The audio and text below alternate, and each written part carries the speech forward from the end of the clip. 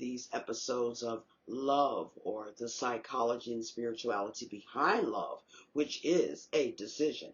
And now we're on our final piece, part number 5. All right, let's keep it moving.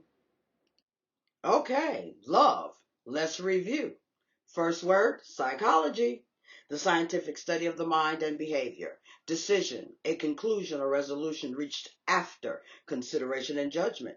Spiritual, the Greek word pneumatikos, relating to the human spirit or rational soul as a part of man, which is akin to God and serves as his instrument or organ.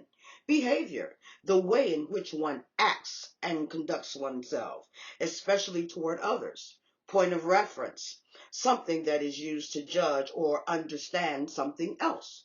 The source of love is God. He that loveth not knoweth not God, for God is love. 1 John 4:8. God showed how much he loved us by sending his one and only Son into the world so that we might have eternal life through him. 1 John 4:9. The world has defined love somewhat right. And last week we learned about the 8 types of love: eros, philia, storge, agape, ludus, pragma, philatia, philatia. I'm going to get that right one day. And mania, which is obsessive love disorder. Not a good thing. We're moving on. Okay, last week we talked about the 5 love languages by Gary DeMonte Chapman, which are words of affirmation, physical touch, receiving gifts, quality time, and acts of service. We also learned that sex is the biggest deceiver of love, and sex should be used as one form of expressing love and not the only form. Sex should be used for procreation. Sex should be used when there is a commitment. Sex should occur in marriages. And please remember, love is not a feeling. It's an action, behavior, emotion that starts in the mind. Love does not come from the heart organ. Love is not ignorant. One more time. Love is not ignorant. And the last of our review, what love is and does not do. And of course, we've got to start with the source, which comes from the scripture. Love is patient. Love is kind. It does not envy. It does not boast. It is not proud. It is not rude. It is not self-seeking. It is not easily angered. It keeps no account of wrongs. Love takes no pleasure in evil, but rejoices in the truth. Love never fails. 1 Corinthians 13, 4 through 6 and 8. And love does not lie, cheat, manipulate, or deceive. Love does not emotionally or psychologically abuse. Love does not physically or sexually abuse. That is a crime. Once again, if you find yourself in this situation, please call one of the numbers on the screen and get assistance as soon as possible, because love is care. And in this week's episode, we're going to discuss the love triangle, or more formally entitled The Triangular Theory of Love by Dr. Robert J. Sternberg. And first up, we'll talk about the components within the love triangle. First being intimacy. Intimacy is the feeling of closeness, connectedness, and bondedness in loving relationships. Feelings that can give rise essentially to experience of warmth. Intimacy might be viewed as deriving from emotional investment, which may be viewed as warm. Next one being passion. Passion drives and leads to romance, physical attraction, sexual consummation, and related phenomena in relationships, to include those sources of motivation and other forms of arousal. The passion component can be viewed as hot. Next one, decision or commitment. In the short term, the decision is that one loves someone else. And in the long term, the commitment to maintain that love, to include cognitive or thinking elements that are involved in decision making about the existence of and potential long range commitment to the relationship. The decision component can be viewed as cold. Now, here's some excerpts from this theory from Dr. Sternberg. Although love, like other psychological phenomena, can be partitioned into various kinds of components, it is important not to lose sight of the whole in the analysis of its parts. Love is a complex whole that appears to derive in part from genetically transmitted instincts and drives, but probably in larger part from socially learned role modeling that, through observation, comes to be deemed as love.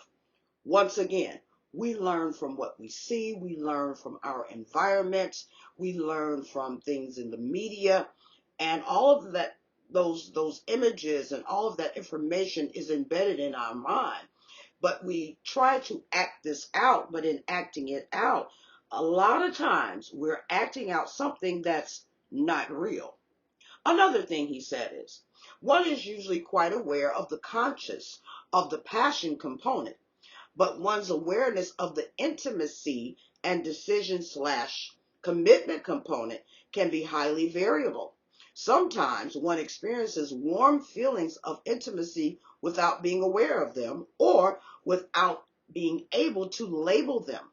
Similarly, one is often not certain of how committed one is to a relationship until people or events intervene to challenge that commitment. Now, that's one of those situations where we sit around, we're in a relationship with somebody, and we may get bored in the relationship, but the minute some other guy or some other girl comes along and decides to give your person some attention, now all of a sudden intimacy kicks in, or your decision and commitment component triggers go off. Now you want to protect what you believe to be yours because of the simple fact that you weren't paying attention to your own emotions and thoughts prior to that incident occurring. Another thing that the doctor said is that in short-term involvements, and especially romantic ones, the passion component tends to play a large part.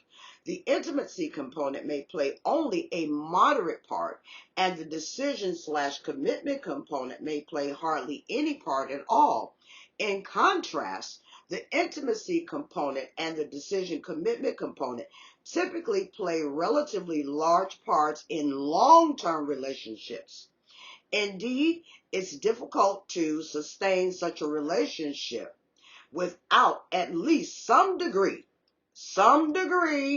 of involvement and commitment. In contrast, the passion component typically plays only a moderate part, and its role may decline somewhat over time. Furthermore, the intimacy component appears to be at the core of many loving relationships, whether that relationship is toward a parent, a sibling, a lover, or a close friend. The passion component tends to be limited to just certain kinds of loving relationships, especially romantic ones, whereas the decision commitment component can be highly variable across the different kinds of loving relationships. For example, commitment tends to be very high in one's love for one's child or children, but relatively low in one's love for those friends that come and go throughout the span of one's lifetime. Oh my, we're going to keep it moving. Now, before we move on into the different kinds of love within this triangle, one last thing I needed to mention, in regards to the previous image. The doctor said that the decision to love does not necessarily imply a commitment to love. Oddly enough, Commitment does not necessarily imply decision. Many people are committed to the love of another without necessarily even admitting that they love or are in love with the other. My God. Now we're going to move on into the kinds of love. First up is non-love. Non-love refers to the absence of intimacy, passion, decision, and commitment. Liking is when one experiences only the intimacy component, absence of passion, decision, and commitment. Feelings one has toward casual acquaintances and passersby, even some friends.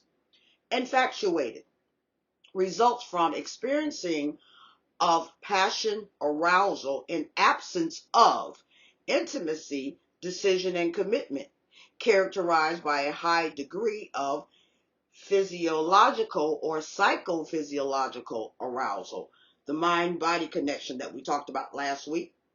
Empty love results from a decision that one loves another and has commitment to that love, but in the absence of the intimacy and the passion. Romantic love derives from a combination of intimacy and passion. It is basically liking plus the physical attraction and typically an emotional bond. Okay, we're going to move on because there are 3 more kinds of love. Also, within the kinds of love, these are the last 3, compassionate or companionate revolves from a combination of intimacy, decision, and commitment, essentially a long-term committed friendship, and frequently occurs in marriages which the physical attraction has died. Fatuous, the combination, passion and decision and commitment, with the absence of the intimacy. Basically, it's called the Hollywood effect. When boy meets girl today, falls in love tomorrow, and married the next day, there's no stability at all in that particular kind of love. Consummate, complete love, resulting from all 3 love components, including intimacy, passion, decision, and commitment. It's akin to the parent-child type of love plus the passion. Can be easy to attain, but difficult to maintain. So the question is, or questions are, what kinds of love have you experienced? Think about this. What kind of love are you currently involved in? And lastly, what kind of love do you desire? I know you thought that when we were going to talk about the love triangle, it was going to be about 3 people. No, no, no, no, no. It's about the triangle theory of love. Here on the screen, you'll see the actual triangle with the various different components and kinds of love that's included in the triangle. Now, in viewing the love triangle, one should be able to see the importance of balance within a healthy, loving relationship. I said healthy. Unfortunately, most of us have started out this journey towards love going in the wrong direction. If we're truly honest with ourselves, the average person starts out from the bottom left to the top center. Now, the top center is a good place to start. However, we unfortunately slip and slide down the left side instead of the right side. Instead of going from the top center to the bottom center, or the top center to the right, then back to the left, in either case, starting from any of these corners is a bad place to begin. If you're starting with infatuation, If you're starting with empty love, no. If you're starting with fatuous love, oh, definitely not. Also notice, when things are done out of order, confusion is bound to take place. Therefore, as we go along on this quest for consummate love, which is the love that includes all of the components necessary for a healthy relationship, which are intimacy, passion, and commitment. If we do that, rather than butting in the line and jumping in any place that we want to jump in and expect for it to be good for us, that's not going to happen. So, when we do so, jump in the line, we end up saying stuff like, you know, love hurts. No, it's not that love hurts. You hurt yourself by doing things out of order. All right, now here we go. Okay, the other day I saw a meme that says, most relationships fail because one person was being loved too much and the other wasn't being loved enough. Now ask yourself, do you think this is the real reason most relationships fail? As I read the meme the other day, I thought to myself, no, that's not the reason most relationships fail, because love, real love, never fails. Now here are some reasons that it did fail. Reason number one, most have learned how to love, have not learned how to love themselves. That's number one. Most have not learned how to love themselves. In loving yourself, you need to know what your likes are, what your dislikes are. You need to be able to communicate that information. You need to also be able to heal from past hurts. You also need to be open, honest, and transparent as much as possible. But if we reflect back on the triangle, we need to start in a relationship where we like each other instead of starting in the hot and passion portion that only appeals to the physical part of us. Number two, most don't understand there's order in love. But in anything that we do in life, there is order. Why don't we apply that when it comes to love? Number three, most have confused love with lust. I think that speaks for itself. Number four, some don't know God, who is love. So how can they love? Number five, many are comparing love to what they've seen.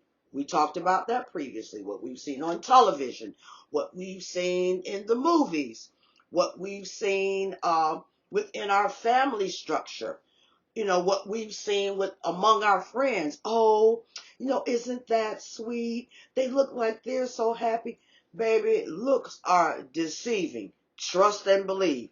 You need to learn for yourself what love is, how love functions, and how you need to operate in it in order. Number six, many haven't learned how to effectively communicate, especially using the 5 love languages. If you don't know that my love language is acts of service and you're always trying to shower me with gifts, that's going to be a turnoff for me. So it's important that we communicate. Well, now let me stop there right now. Now, if it's some diamonds, I might not be mad about it. But I'm just saying, we need to communicate. We first need to find out what our love language is. That's number one. And then we need to communicate that to our person, whoever our person is, because that will hopefully, if they really love you, that'll send a signal to them that, oh, she doesn't like a lot of gifts. But what she does, she wants me to help her wash the dishes. She wants me to clean the snow off her car. Because for her, it's about the acts of service. It's not about a tangible gift. Number 7. Many don't understand that love is patient, kind. It does not envy. It does not boast. It is not proud. It is not rude. It is not self-seeking. It is not easily angered. It keeps no accounts of wrongs. Sorry for whoever I did that to. Takes no pleasure in evil, but rejoices in the truth. And that truth part is a big piece, because if you cannot rejoice and be happy in the truth, even if it's something that you may not like, But it's not about life. It's about living in a space of truthfulness and honesty. That'll go a long way versus sitting up pretending that we like or love something that we don't. So let's be truthful, okay? Therefore, until one learns to love this, the meme will continue, memes like this will continue to be popular. On that note, it's been a plum pleasing pleasure to bring you this series and the series on the topic of love. It is my hope and prayer that you've learned something that you can apply in your everyday lives. I also wanted to add that please go back, look through the videos. There's probably something there that you can incorporate that could possibly help you in your current relationship, in relationships going forward. This is not just about relationships between couples. This is also about relationships and how to love your fellow man. This is about relationships across the board, relationships on your job, relationships at your church, relationships wherever they, especially with your family. You can use some of this information and apply it into any relationship that you find yourself in. So, in the meantime, your mental health affects your physical and spiritual health. Let's make it a priority to have a happy, healthy, functioning mind. Aha.